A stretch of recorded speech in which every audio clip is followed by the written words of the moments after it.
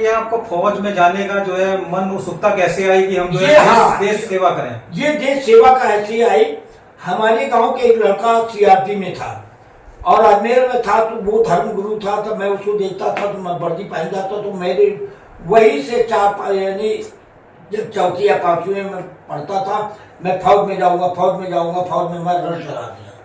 और मैं एक दिन मेरे लिए वो आया कि हाई स्कूल करने के बाद जब मैंने टॉप किया है तो मैं चुपचाप गांव से अपने काम अजमेर में भाग गया चुरा करके। नमस्कार, आज मैं डॉक्टर दिवाकर प्रजापति मन की आवाज टॉक शो सत्यमेव भारत काढ़ा विद दिवाकर, और आज मैं कानपुर की धरती पर उपस्थित हूं और 15 अगस्त आने वाला है। भारत की आजादी का दिन, जिस दिन हमारा भारतवर्ष आजाद हुआ था, उस की याद में आजादी का अमृत महोत्सव हम मना रहे हैं। जिस तरह से हमारे देश के शहीदों ने हमारे भारतवर्ष की रक्षा करते हुए अपने प्राण दे करके हमारे भारतवर्ष को आजाद कराया,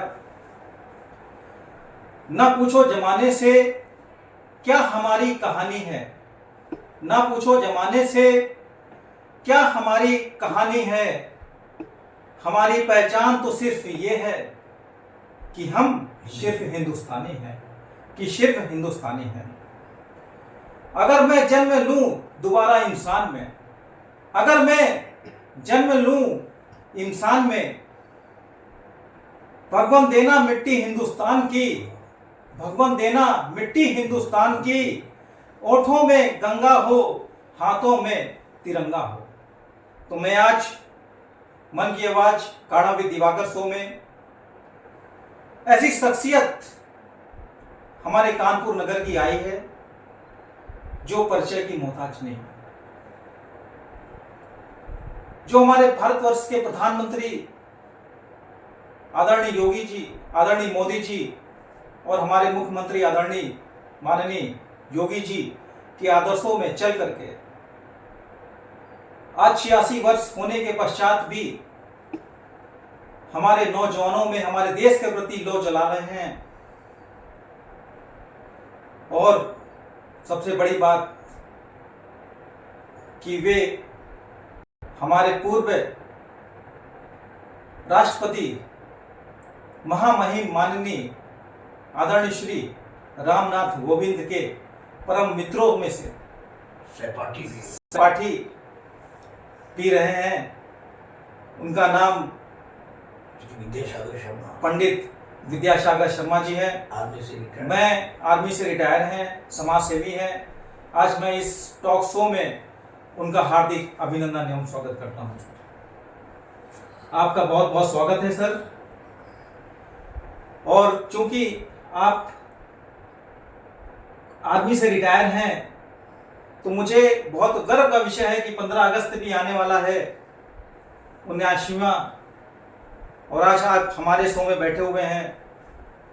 तो मैं आपसे, हमारे मन में कुछ जिज्ञासाएं हैं सर, मैं वो पूछना चाहता हूं कि जो हमारे पूर्व राष्ट्रपति महामहिम श्री रामनाथ कोविंद जी थे, आपके सहपाठी थे, तो उसमें बिताए गए पलों को थोड़ा सा हमारे साथ साझा करिए और हमारे व्यूवर्स के साथ साझा करें कि वो पल कैसे थे उसमें के। देखिए, हम दोनों एक ही college BNSD inter college Chunniganj में दोनों ही पढ़ रहे थे। वो पूर्व राष्ट्रपति टॉप में था, तो वो रामनाथ जी जब हम लोग पढ़ते थे तो ये भी इधर इंदिरा नगर की तरफ कहीं रहते थे, चले जाते पढ़ के हम भी चले आते थे। इनकी हमारी 2017 में इनकी हमारी मुलाकात हुई। अच्छा, पढ़ाई में कैसे थे हमारे? पढ़ाई में बहुत बढ़िया, मैं भी था, वो भी थे, बहुत A1 थे।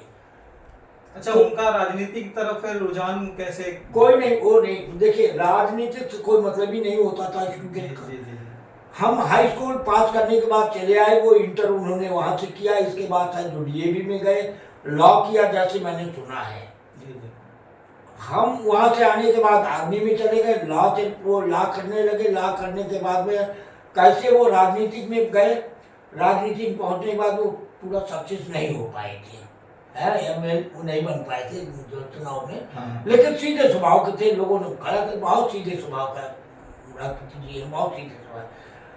अब ये उनको अच्छा है क्योंकि वो मेहनती थे, ईमानदार थे, आज भी ईमानदार हैं, हमें बहुत गर्व है उन पर इस चीज़ का। लेकिन वो राजनीति को कैसे आए ये मैं नहीं बता पाऊंगा, और राजनीति से मुझे संबंध भी नहीं है, हम फौजी आदमी हैं, इसलिए राजनीतिक विषय में नहीं बात करूंगा। बाकी आप व्यक्तित्व के बारे में सबके पूछेंगे, मैं बता। अच्छा, आप बचपन में बताते हैं कि बहुत शैतान थे आप बचपन में, तो बचपन कैसे बीता आपका जो है? मैं बचपन में मैं बिल्कुल शैतान नहीं था। अच्छा, ये अच्छा। किसी ने कहा है, ये गलत कहा है। मेरा उद्देश्य था कि सुबह उठना 4 बजे, दिया में पढ़ना, टाइम हो जाए अपना उठना, जाना मोशन जाना, और जल्दी से गोबर फाबर गाँव में उठाना और पानी भरना, नहाना, बासी रोटी जैसी मिलती खा के अपना पढ़ाई में ध्यान रहता था। और मेरा शुरू से लक्ष्य रहा, शुरू से जब से मैंने शुद्ध संभाली है 3 या 4 साल, जब भी पढ़ने से जब मैं तो घन घन अक्षर बिरड़ी पात वो जाने लिखने की बात, इसीलिए मुझे टूर्नामेंट में भेजा जाता लिखने। हिंदी की राइटिंग मेरी टॉप A1 है अभी भी, और मैं इस उम्र में भी चश्मा नहीं लगाता हूँ और रात 1 बजे लिखता हूँ घर। ये बस ये अच्छा 6 के बाद में एक मेरा जुमला और चला, वो simple living and high thinking, सादा जीवन और उच्च विचार।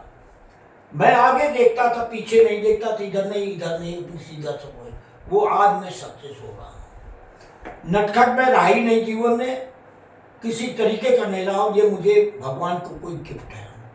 आगे जो भी और बताइए। अच्छा, ये आपको फौज में जाने का जो है मन उत्सुकता कैसे आई कि हम जो ये है देश सेवा करें? ये देश सेवा का ऐसे आई, हमारे गांव के एक लड़का सीआरपी में था और अजमेर में था, तो वो धर्म गुरु था, तो मैं उसको देखता था तो मैं वर्दी पहन जाता, तो मेरे वही से 4 यानी जब 4वीं या 5वीं में पढ़ता था, मैं फौज में जाऊंगा, फौज में जाऊंगा, फौज में मैं रट लगा दिया।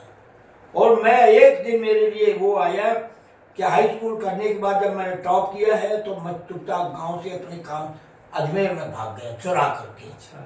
अब आप समझ सकते हैं, गया कानपुर आया, कानपुर से आगरा के बीच में जेब कट गई, पैसा नहीं हुआ, पुलिस वाले ने आया पकड़ा, वो भी भगवान रूपी था, वो ले गया अजमेर में छोड़ा, फिर तागा किया 12 आने का, जहाँ तागे वाले को पैसा देना था किसी ने दिया, ठिकाने में पहुंचा दिया। तो ये हमारे साथ तो भगवान था इस समय। और इसके बाद क्योंकि मैं मारा हुआ था कि फौज में जाऊंगा, फौज में जाऊंगा, और फिर इसके बाद भर्ती घर में जब मैं भर्ती हो गया तब दिया घर में, तो रोना पीटना तो अपने आप ही रहना होता है उस समय। हाँ। कोई जाता नहीं था, लेकिन मुझे बड़ी कि मैं देश की सेवा करूंगा, देखा साला कैसा दुश्मन बने, कुछ मेरी जज्बा थी अंदर से, देश पहले बाकी बाद में। मैं यही तो होता साला कैसा दुश्मन है, कौन है दुश्मन, क्योंकि मैंने कभी दुश्मनी की नहीं थी। जी जी जी। तो मैं जैसा मैं था वैसे दूसरों को भी समझता था। मैं चला गया वहाँ, ट्रेनिंग किया, ट्रेनिंग करने के बाद सबसे पहले पोस्टिंग मेरी उड़ी में, वो वहाँ पर मोहरा में लगाई गई, जहाँ उड़ी सेक्टर, उड़ी सेक्टर में मोहरा है, वहाँ बड़ी डेंजर जगह है, नदी बहती है, तो वहाँ जहाँ मोदी ने सर्जिकल स्ट्राइक किया तो वहाँ पर लगाई गई मेरी ड्यूटी। तो यहाँ तक की तो कहानी ये है। अब आगे आप इसी के लगिताए में पूछना चाहते हैं, आर्मी विषय में पूछना चाहते तो मैं और बढ़ा दूं। नहीं, जो आपका सैन्य जीवन के दौरान, हाँ, सैन्य जीवन था आपका, तो उस समय जो है कठिन समय आपका कौन सा था कि बहुत कठिन दौर आया हो आपके लिए, कि लगे कि हमने जो है सेना में आकर के बहुत बड़ी गलती की? नहीं, मैं सेना में गए बिना, ये मैं दावे के साथ कहने जिंदगी में नहीं, अभी मुझे भेज दे, अभी आज मेरे को आपको नहीं दिखाया है, उस पर मेरे को सम्मान लेकर आया, अच्छी बात है, अभी दिखाया आपको नहीं दिखाया अभी? नहीं देखा, मैंने देखा अभी। हाँ, सिंदूर के बारे में आया है। हाँ, ऑपरेशन सिंदूर। ऑपरेशन सिंदूर का क्या ये अचीव करना कोई मामूली बात है क्या, ये बताइए आप। नहीं तो उस समय का दौर कैसा था? उस समय का दौर कठिन ट्रेनिंग, ईमानदारी थी, टफ थी, ईमानदारी थी, जवान मेहनत करता था। कोई मतलब ये नहीं हो कि जवान कभी नहीं करता कि आर्मी में हम छोड़ के चले जाए। क्योंकि आपने 1962 की भी लड़ाई देखी। हमने देखी नहीं, हम लड़ी, बल्कि वहां पहुंचे हैं। Yes. हाँ 1962 का कुछ जो है आप बखान करेंगे? 1962 समय का सुनिए, 1962 का ऐसा है कि अक्टूबर 1962 में इमरजेंसी लगी थी, और उसके पहले चावल लाइव जो है यहाँ इंडिया में आया था। जवाहरलाल नेहरू थे, चीनी हिंदू भाई भाई कर करके सेक्रेटरी लेकर के अपने चला गया। हम लोगों के पास हथियार नहीं थे उस समय। अच्छा, ये थी तो ये कमी, हथियारों की कमी थी कि जो है पीछे से हथियार नहीं आ रहे थे? नहीं, हथियार ही ऐसे नहीं, पीछे भी नहीं आ रहे थे, मालूम नहीं। तो हथियार वो थे जो देखा होगा, एक मैगजीन 5 राउंड लगते थे, 303, तो वो 15 किलो 12 किलो की थी, ऐसी जो उठा के रखते थे। जब भरती थे जब तक तो दुश्मन साला मार डालेगा, वो खाली हुई तब भरा हो तो तब तक तो खत्म कर देगा। उसने भाप लिया, वही हम लोगों के पास थी। अच्छा अच्छा। तो वो जो है इस वजह से हम लोग डिफीट खा गए। और कोई कपड़े नहीं हम लोगों के पास थे, मतलब सिंपल कपड़े थे बिल्कुल, जो आजकल स्नो के होने चाहिए। नहीं तो लड़ाई उस समय आप लड़ रहे थे तो आप कैसे बचे? कई तो शहीद हो गए होंगे हमारे नहीं, 62 में हमने लड़ाई, हम लोग को इमरजेंसी में भेज दिया गया। अच्छा अच्छा। प्रॉपर हमारे जवान लगे हुए थे। और आप नोट कर लिए उसी समय का, हम 14 कुमाऊं रेजिमेंट के थे, और 13 कुमाऊं सिस्टर रेजिमेंट हमारे सिस्टर बटालियन थी। 13 कुमाऊं का जिसमें मेजर शैतान सिंह हुआ है। 18 नवंबर 1962 को उसे पूरी पलटन करके उसने बड़ी उसको वीर चक्र या महावीर चक्र ऐसा मिला हुआ है। उसने बहुतों को मारा चाइनीज को, और पूरी पलटन हमारी खत्म हो गई। आप समझ लीजिए 19 में। लेकिन हम लोग ट्रेनिंग करके वहाँ पहुँचे थे अक्टूबर में, फिर इसके बाद शांत हो गया। ज्वाइन की थी पहले, क्योंकि जब एक्सेप्ट में ही भर्ती हुए थे, ज़्यादा ट्रेनिंग करके 9 महीने की ट्रेनिंग होती थी है, तो इमरजेंसी लग गई तो सबको भेज दिया था। तो वहाँ तो हो गया। लेकिन इसके बाद अब आप 65 की पूछते, 71 पूछते, मैं बात बोलता हूँ। हाँ, तो 1965 का हाँ, संस्मरण रहा उस हाँ, में। आप देखिए 1965 में किसके किसके बीच में? हाँ मैं बता रहा हूँ, 1965 में यानी ऐसा हम लोग जम्मू में थे, तो पाकिस्तान से लड़ाई हुई। हाँ हिंदुस्तान और पाकिस्तान ये हुई थी। तो हम लोग जम्मू में थे, तो यह ऑर्डर मिला कि आप ट्रेनिंग के लिए पुंछ जाएंगे। पुंछ है, जब पुंछ रजौरी, सुल्तानपुर, मंडी, नौशेरा, झांगड़ वगैरह जो आप जानते होंगे हैं, वहाँ पुंछ बाकी यही 3-4 वर्दी रहे थे, जिनके वहाँ लेआउट हुआ। लेआउट उन्हें फायरिंग करना शुरू कर दिया, 80 पाउंड का गोला। फिर इधर से मारा तो चुपचाप हो गए। बस वहीं से लड़ाई छिड़ गई। वहीं से जब लड़ाई छिड़ गई तो बल्कि वहाँ 3 उस समय कहलाते थे, 3 गुरिल्ला। 65 में जो लड़ाई हुई थी गुरिल्ला कहलाती थी। और ये पाकिस्तान वाले, अभी जम्मू कश्मीर में मुस्लिम आबादी ज़्यादा है ना, तो वो किनारे किनारे सड़क के मकान बनाए हुए थे, वही उठा के गोला मार देते थे, ग्रेनेड। तो हम लोग इंजर्ड हो जाते गाड़ी में। तो वही तो जम्मू कश्मीर में रहते थे, वही गोला मार देते? वही मार देते। मतलब कि वो तो जो है हमारे भारतीय थे वो। अरे भारतीय कहाँ, ये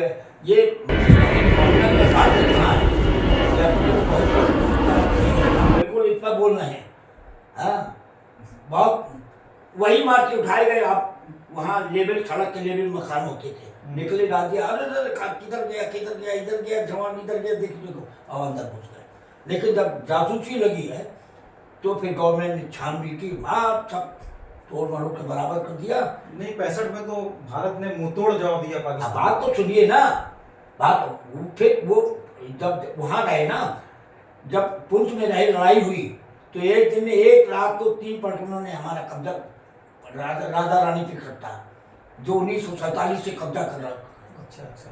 बहुत रिजर्वेशन मिला, तो उस पर चाहे तो वो कब्जा कर लिया। मुँह तो था, खूब मारना था लोग को, खूब मारा, ऐसे हमारे को चिल्लाने लगे। आपको सही बता रहा हूँ, हमारे भाई 65 में संभल गई ना, 62 की मारी हुई, फिर 65 में संभल गई। जब वहीं यानी पुंछ में ही जब आप थे, लड़ाई ये चल रही थी उसी समय, तब रसिया के वहाँ पर ट्रेनिंग आए, तो SLR सिखाने के लिए। अच्छा, अपने इंडियंस को? हाँ, वो हम खुद ही हम मतलब वहीं पर थे, हमने ट्रेनिंग ली। मतलब एसएलआर उसमें नई नई आई थी। उन्हीं की आई थी। अच्छा अच्छा, वो रसिया लेकर से। के आए, तब तक हमारे पास 3 नर्सरी तो थी। उसमें रसिया से वेपन्स हम लोग खरीदते थे दोस्ती हमारी पहले से चली हाँ। आए, तो रसिया से, हमारा रसिया तो बहुत ये क्या नाम, लाल बहादुर शास्त्री का रोल अलग है, शांत स्वभाव के, इनका शांत स्वभाव के हिसाब है। लेकिन मुंह तोड़ में इंदिरा जी और हमारे प्रधानमंत्री मोदी जी का रोल है। अब प्रधानमंत्री इंदिरा जी की ऐसी बात, अप्रैल 1971 में वो उन्होंने शेख मुजीबुर रहमान ने बोला कि हमारा देश बनवा दीजिए। पहले ये पूर्वी पाकिस्तान था। आपका जन्म कब का है ये बताइए। 1979 का। हाँ, तो आपको नहीं मालूम है, अब सुनिए। इसका जो है नेता जो था, 2 पाकिस्तान थे, ये तो आपको मालूम होगा, एक पूर्वी पाकिस्तान, एक पश्चिमी पाकिस्तान। पूर्वी पाकिस्तान जो है आज बांग्लादेश है। अच्छा, पूर्वी पाकिस्तान। जी, पूर्वी पाकिस्तान जा रही है और जा रही है। पूर्वी पाकिस्तान जो है उस समय आज बांग्लादेश है। तो मुजीबुर रहमान था, इंदिरा जी से बोला कि हमारा देश बनवा दीजिए। बोला ठीक है बना। और इंदिरा जी चाहती थी सारा टूट जाए तो टूट जाए यहाँ से। ये सब देशों में घूमने लगी, रोने लगी कि पाकिस्तान मारे डाला, पाकिस्तान मारे डाला। और वहाँ जंग शुरू हो गई। अच्छा। जंग में ऐसा है कि हम लोग जो है मुक्ति वाहिनी कहलाते थे। वहाँ की मुस्लिम जो है, मुस्लिम ट्रेनिंग थे हम लोग, ऐसे तहमत अंगूठा पहन करके, जूता पहन करके, राइफल लेकर, वर्दी नहीं लगाते। खूब लड़ाई होती, खूब मारते थे इनको, पाकिस्तानियों को खूब। अच्छा, ऐसी बातें कौवे नहीं खाते थे, लेकिन ये डिक्लेयर नहीं किया जाता है। अब तो कोई बात ही नहीं है। हाँ। ये चिल्लाते चिल्लाते इनको अप्रैल से 1971 से साफ पूरे वर्ल्ड में चिल्लाया ये। और चिल्लाने के बाद सभा बन गई। और इसके बाद हमारे जनरल मानिक शाह थे, और मानिक शाह ने बोल दिया था इंदिरा जी से कि मैं अपने मन का काम करूंगा, हम आपके रूप से नहीं करेंगे। अच्छा अच्छा। इन्होंने सभा बांध दी। घरते मतलब आप ये समझ लीजिए कि लड़ाई इमरजेंसी नहीं हुई, लड़ाई चल रही है अंदर, लड़ाई डिक्लेयर नहीं है, मारे जा रहे, काटे जा रहे सबको, लेकिन ये नहीं बता नहीं जाती लड़ाई चल रही है। फिर 3 दिसंबर को डिक्लेयर, जब सभा बंध गई है, देख लिया, तो 3 दिसंबर 1971 को इमरजेंसी डिक्लेयर कर दिया।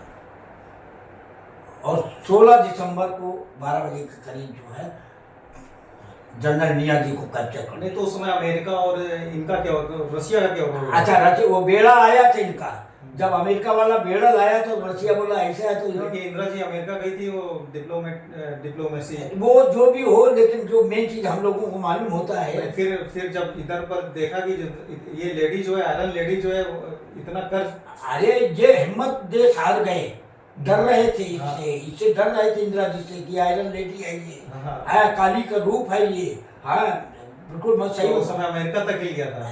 वो बेड़ा, 7वां बेड़ा लगाया था कि नहीं उसने? तो रसिया बोलो तेरी ऐसी तैसी लगा दिया, तो भाग खड़ा हुआ है। लेकिन इंदिरा जी नहीं डरी। और इसके बाद इंदिरा जी से मानू साहब ने बोलो साहब आप फिक्र न करिए।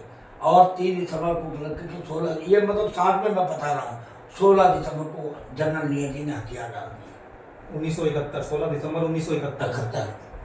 और इसके बाद 93,000 फौज को कैद किया। 93,000, 93,000 लॉट ऑफ। आप इसके अलावा आप गाड़ियां फाड़िए तो आप छोड़िए, अब क्या होगा कि कोई खाली थोड़े आएगा, हथियार नहीं, फिर भी इतना डिफीट पाकिस्तान ने देखो, और फिर भी जो है हमेशा जो है आतंकवाद के उसमें चल रहा है सब। देखिए ये क्या करोगे, एक जो है ना, इस पर नहीं कहा जा सकता, जो बेशरम होता है ना, सुनिए, यानी गांव की भाषा है, बेशरम की पुत्र में बेल जमे तो है, उसने बोला मेरी छाई हुई है, बेशर्मी है पाकिस्तान की। नहीं तो फिर भी जो है वहां पर इतने आतंकवादी संगठन आज भी चल रहे हैं, वो चल अभी इतने आतंकवादी संगठन चल रहे हैं, जबकि एक बार मोदी जी हमारे सर्जिकल स्ट्राइक करके जो है मतलब सेकंडों में नष्ट कर डाला, कई सेनाओं के कई सैनिकों को नष्ट किया उस समय। और फिर उसके बाद ये फिर भी घुसने की जो है, ये नहीं मानेंगे, हमेशा घुसता रहता है। लेकिन इसका कुछ चारा है क्या? ये चारा होगा, चारा है कि इसको जो है बोलते हैं कि जो है, एक मिनट, हमारे मोदी जी नहीं चाहते कि बर्बाद हो, किसी को नुकसान नहीं। ये तो सही है कि ऐसा है कि हाँ, वहां पर भी कुछ लोग अच्छे हैं, हाँ, पाकिस्तान में भी कुछ लोग अच्छे हैं। जी जी, तो सभी खराब नहीं होते। हाँ, सारा आतंकवादी, लेकिन आतंकवादी कंट्री उसको घोषित, भाई मीडिया भी वहाँ बहुत वैसी है, मीडिया खुद कहती तुम लोग गलत काम नहीं तो उसको आतंकवादी देश घोषित कर दिया है ना पूरी वो तरह तो से। घोषित कर दिया, लेकिन वो अमेरिका है ना बीच में। अब एक मिनट, मोदी नहीं जाता अगर ये नहीं तो आपकी ऑपरेशन सिंदूर हुआ तो आपकी क्या राय रही है? कब? क्या होना चाहिए ऑपरेशन सिंदूर में? मोदी जी ने इतना बड़ा कदम उठा करके उनको जवाब दिया, पूरे पूरे आतंकवादियों को जवाब दिया, देखिए और पूरे आतंकवादी संगठन को जवाब दिया। नहीं, तो आप यदि प्रधानमंत्री होते तो आप क्या करते? नहीं प्रधान, एक मिनट, आप ठीक कहते हैं, हम सेना का आदमी यदि प्रधानमंत्री हो तो क्या करेगा? नहीं, क्या इंडिया ने बोला? हाँ, इंडिया का सेना का यदि प्रधानमंत्री हो अरे तो क्या करेगा? आपने सेना का अगर प्रधानमंत्री होता तो पाकिस्तान होता ही नहीं, बस पाकिस्तान होता ही नहीं। लेकिन राजनीति बहुत बुरी चीज है। नहीं, राजनीति में तो सब डिप्लोमेसी देखनी पड़ती है सबको। भाई देखो, एक मिनट भाई 2 मिनट नहीं लगेगा पाकिस्तान सफा। भाई मोदी जी ने सिंधु समझौता किया, समझौता के तहत समझौता नहीं, पानी बंद कर दिया। समझौता नहीं किया है, नहीं, समझौता तो पहले से था। ये आपकी सोच गलत है।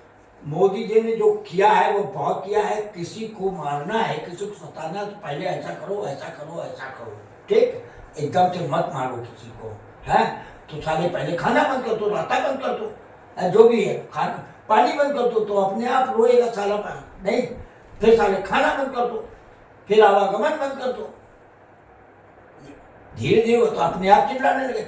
मोदी जी चाहते तो आपकी हो जाता, लेकिन भाई देश का प्रधानमंत्री उसको सोचना पड़ता है। नहीं, लेकिन बीच में इस बार अमेरिका भी, ट्रम्प ने भी कहा ये ट्रम्प नहीं अफवाह है, ये सब गलत है। वो तो कह रहे हैं कि हमने समझौता कराया भारत और पाकिस्तान अरे वो तो बकवास करते। कुछ समय पहले अभी जो है आर्मी में अग्निवीर योजना निकली, हाँ, तो उसके बारे में आप क्या कहना चाहेंगे? जो देखिए, अग्निवीर भर्ती में जो रिक्रूटमेंट होते हैं लड़कों के, तो वो क्या वाकई में जो है देश सेवा के लिए अपने आप को तत्परता से बॉर्डर पे जा करके देश की रक्षा करते हैं? देखिए ऐसा है, एक कहावत है, देखो इस समय ध्यान नहीं आ रहा है, अरे क्या कहते हैं, मार मार के मुसलमान बनाया था देना, ऐसा कुछ है, एक कहावत है। हर आदमी अभी परेशान है, युवा अवस्था जो है बेकारी है। जी जी जी। अगर एक मिनट, अभी मैं इसी अग्निवीर की बात कर रहा हूँ। अब वहां जब जाते तो यही सोचते हैं कि हमें कुछ मिल जाएगा, तब पेट पड़ेगा, लेकिन ये हम अग्निवीर को सपोर्ट नहीं करते। सुनिए, अग्निवीर को हम सरकार के खिलाफ नहीं है, अग्निवीर को इसलिए सपोर्ट नहीं करते, हमने लड़ाइयां देखी। 4 साल के लिए 4 साल के लिए ले गए, 9 महीने की ट्रेनिंग 6 महीने कर दिया। 6 महीने में आप संडे निकालिए, कितना रह जाएगा भाई? 6 महीने में वहां भी तो रेस्ट मिलता है। तो ट्रेनिंग पूरी कहाँ हुई? ट्रेनिंग कहाँ? राइफल ट्रेनिंग का मिल जाएगा इसे। अब इसी तरीके 4 साल में मान लो 1 साल तो छुट्टी कर निकल दिया, संडे निकल कर कहाँ बची? और अचानक अगर युद्ध लग गया, हमारी ये समझ में नहीं आता फौज कहाँ से आती? ये बताइए, कोई आजकल क्वेश्चन नहीं कर रहा है। नहीं, वो आपके कहने से क्या होना चाहिए? अग्निवीर योजना खत्म होनी चाहिए कि अग्निवीर योजना परमानेंट रिक्रूटमेंट होनी चाहिए? 1 मिनट, अग्निवीर योजना खत्म होनी चाहिए, परमानेंट भर्ती होनी चाहिए, एज वेल एज जैसे हम लोग पहले थे वैसे ही होना चाहिए। तो मैं आपसे निवेदन करता हूँ, एक रिक्वेस्ट मेरी ये है मंच के माध्यम से कि एक चिट्ठी आप मोदी जी को भी लिखें इस बारे में। मैं लिखूंगा, मैं अपने हिसाब से लिखूंगा। जी जी है भाई। देखिए, बात सुनिए, मैं अभी इंटरव्यू के लिए आया हूँ, मैं सोचता हूँ यार इंटरव्यू ले गया, ये तो इंटरव्यू क्या है कि मन की आवाज है। अब मन की, यही इंटरव्यू, दिवाकर मन की आवाज है, यही आवाज है जी। इंटरव्यू इसी है, मतलब हम क्या बोलेंगे, यही इंटरव्यू। जी जी। बड़े अब क्या नाम, सब बड़े ऑफिसर की होती है नहीं ट्रेन है, IAS और PCS की इंटरव्यू यही तो रहती है, भावना पूछते हैं आपके दिल में क्या भावना है, तो यही तो आप पूछ रहे हैं मेरे से। हमारा यही कहने का मतलब है, हम सरकार के खिलाफ, फिर सरकार जो करे, नहीं, सरकार जो भी करती है अच्छा ही करती है। जो भी करे हित करे, में वो उसका हित में क्या करती है। विचार, उसका क्या विचार है ये हम नहीं बता सकते। लेकिन मेरा क्या विचार है कि 4 साल में 3 साल उसने 1 साल निकल गया तो वो सोचता है अरे सारे तनख्वाह हटाओ, हमें क्या करना है, क्यों, हाँ तनख्वाह लिया तो चला आया, आगे के बाद कोई नौकरी नहीं मिलती है।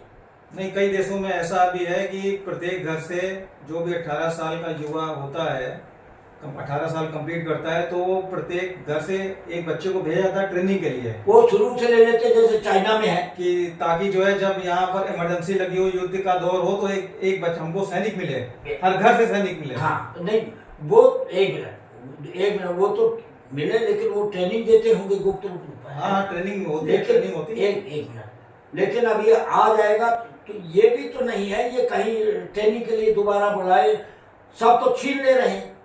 नहीं तो भारतवर्ष में ऐसा लागू होना चाहिए। नहीं ये नहीं ये नहीं अच्छा तो भारत का बच्चा जो है सैनिक हो जाएगा। नहीं, भारत का बच्चा सैनिक कहाँ यार होगा, यार सैनिक कहाँ से आया, कहाँ भारत का बच्चा सैनिक है, तो बीच में लड़ाई लग जाएगी तब 3 साल में कोई ट्रेनिंग होता कम से कम जो है एसएलआर तो चला लेगा ना। अरे एसएलआर खुद ही धक्का लगेगा, गिरेगा जा करके, यार क्या बात करते हैं। ट्रेनिंग मिलेगी उसको।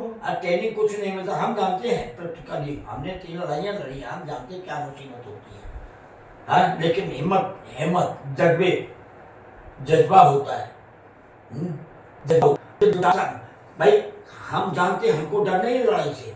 हम तो अभी भी कहते हैं कि जैसे लिखा था कि ये इनको उपेंद्र द्विवेदी की मुझे भेजिए साहब, मेस में रोटी बना करके गोल करके बना के भेजूंगा, बैठे करूंगा, यही करूंगा, राइफल थोड़ी चला पाऊंगा। नहीं तो आप कभी आपने चीफ जब से बोला कि कोई आ जाए। अरे आप देखा ही नहीं इसका मतलब, अभी देख कमाल की बात करती है, आप करिएगा भी नहीं। नहीं ये बिल्कुल आप पूछिए बेटा।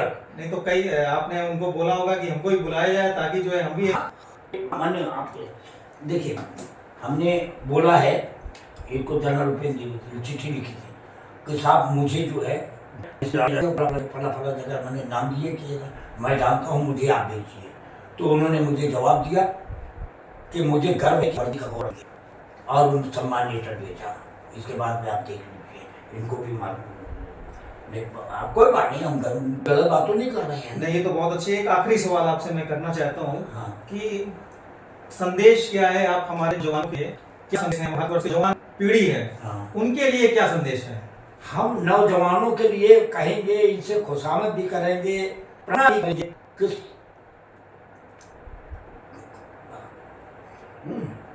प्रार्थना भी करेंगे, जो मन में ठान के चलिए कि मुझे देश भारतवर्ष के लिए कुछ करना है। जब भारतवर्ष के लिए कुछ करोगे तो अपने मन में ठानोगे कि मुझे ये करना है, और भारतवर्ष के लिए नवयुवक को आगे आने की जरूरत है। बेरोजगारी है, न घूम रहे हैं, उनको चाहिए कि आए, देश की मदद करें और देश के लिए सब कुछ करें। तो उनको आना चाहिए देश के प्रति, बस। देश पहले है, बाकी बाद में। वो हम देश, अगर देश है तभी तो हम रह रहे हैं, तभी तो हम बोलेंगे हिंदुस्तानी हम है, भारतवासी हम है। तो अच्छा, वहाँ पर जो है जब युद्ध में जाते थे तो आप कविताएं भी कुछ गुनगुनाते रहते होंगे? अरे हम गुनगुनाते, बड़े आनंद से हंसते जाते थे, हंसते गाते जाते सब जाते थे। अरे भैया, अरे जय काली माँ की, जय काली माँ की। तो पीछे ऐसा बोलता रहे, हम है पीछे। देखो, एक ऐसे ही कह देना बहुत बड़ी बात होती है। जी। हैं, गुनगुनाते, कोई दिक्कत नहीं होती थी, एक लाइन से चलते थे और गुनगुनाते फटाफट गिरे, मरे, कुछ चोट भी नहीं लगती थी। ये गार्ड गेट है फौजियों को। अच्छा, उस समय जो नारा दिया था हमारे प्रधानमंत्री लाल बहादुर शास्त्री ने, जय जवान दिया, बहुत मुझे गर्व है। देश का किसान अन्न नहीं पैदा करेगा तो हम खाएंगे क्या वहाँ पर, ये आप बताइए। तो इस समय जो किसानों की क्या स्थिति चल रही है? हमारे कानपुर जिले की बात पूछो, हमारे आर्मी की बात पूछो, हमारे मोदी जी की बात पूछिए, जिस पर मुझे फख्र है। मुझे राष्ट्रपति से बात, सभी नेता जिनके बारे में आप पूछना है पूछ लीजिए, लेकिन महाराष्ट्र हम नहीं जानते। हम अपने महाराज की बात नहीं। अच्छा, ये बहुत खुशी की बात है कि आज जो है हमारे काढ़ा भी दिवाकर में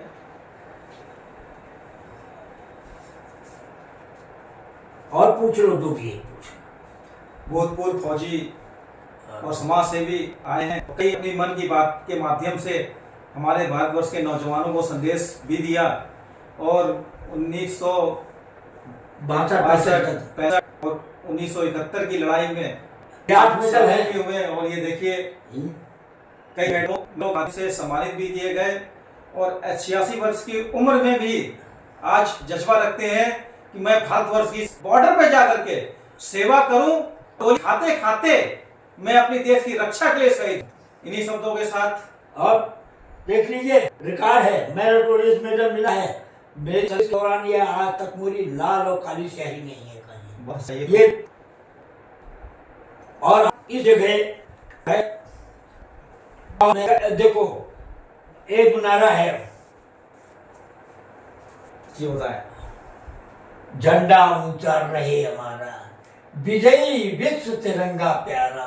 झंडा ऊंचा रहे, विजयी विश्व तिरंगा तिरंगा प्यारा, झंडा ऊंचा रहे हमारा। और जान क्या बोलते हैं, जान ही जाए, ऐसा कुछ है एक है, वो जान ले ही जाए लेकिन इसकी शान न जाए। बहुत अच्छा, इन्हीं शब्दों के साथ मैं धन्यवाद देता हूँ। जय हिंद, जय भारत।